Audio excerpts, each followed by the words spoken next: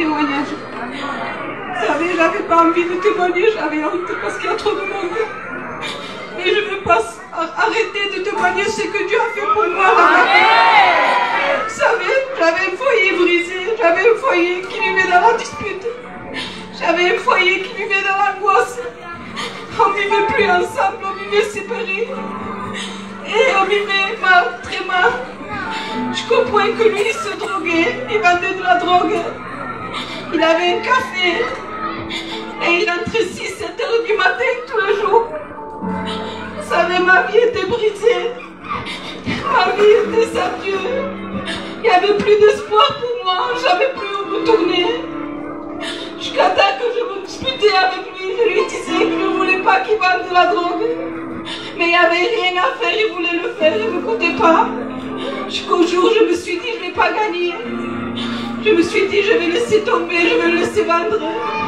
J'essayais de me divertir avec les choses de ce monde, avec l'argent qui m'apportait, que j'allais dans tous les restaurants de partout. Mais il n'y avait pas la paix quand même.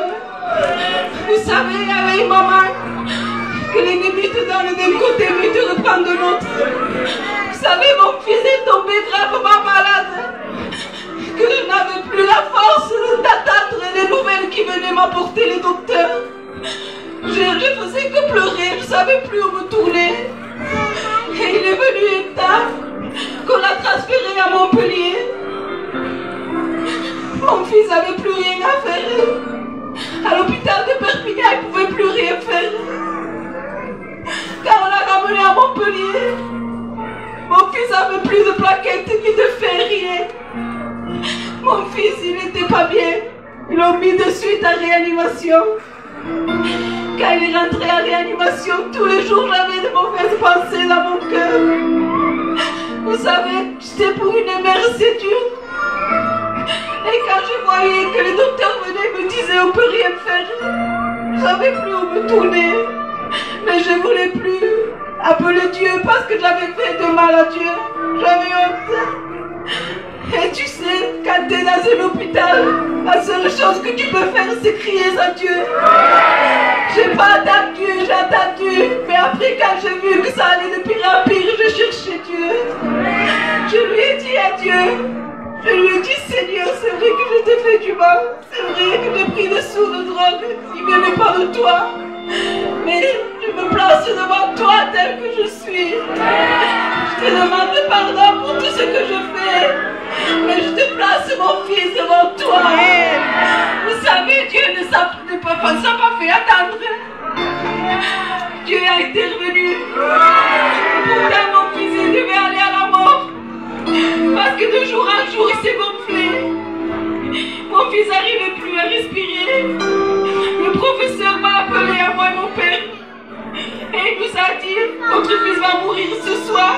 Je ne savais plus où me tourner, Dieu seul le sait. J'ai appelé, je lui ai dit adieu.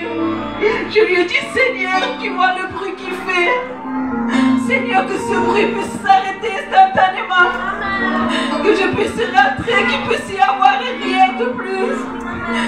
Et quand mon fils il faisait ce bruit, le docteur m'avait dit, ce bruit qu'il fait, ça veut dire qu'il a un trou au poumon. Et que le poumon va décoller. Il avait un gros caddie devant la porte. Quand il va s'étouffer, il va rester, il m'a dit. Je n'avais plus où me tourner, je suis seule. Et Seigneur, quand j'ai rentré dans cette chambre, que j'ai prié à mon Dieu, le cri s'est arrêté. À mon fils, il est redevenu normal. Mais l'ennemi, toujours, il vient nous décourager. D'accord, le docteur m'a dit, il ne va pas sortir pendant un mois. Et il doit faire des rééducations parce qu'il ne va pas marcher. Oui, il va rester un légume, il m'a dit. Moi, ça, je ne sais pas, j'avais qu'un seul fils. Je ne voulais pas ça, moi. J'ai pleuré. Et mon mari m'a dit, il a dit, ne t'espante pas, tu vas voir. Le docteur a dit un mois, mais des mois, ça va être des semaines, et les semaines, ça va être 2 jours. Et ça a été vrai. Parce que mon fils, le 3e jour, il courait dans les couloirs. Et il est sorti de l'hôpital, vous savez. votre vie à Dieu. N'acceptez pas les choses de ce monde.